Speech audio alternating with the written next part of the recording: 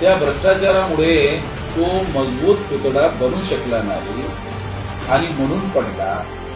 याला हे शिंदेचं सरकार, फडणवीसचं सरकार, मोदीचं सरकार हे जबाबदार आहे आणि यांनी छत्रपती शिवाजी महाराजांचा फार मोठा अपमान केलेला आहे आणि शिवाजी महाराजांचा अपमान हा केवळ शिवाजी महाराजांचा अपमान नसून तो महाराष्ट्रातील तमाम जनतेचा अपमान आहे। कारण छत्रपती शिवाजी महाराज हे महाराष्ट्रातील लोकांचं दैवत आहे, अस्मिता आहे।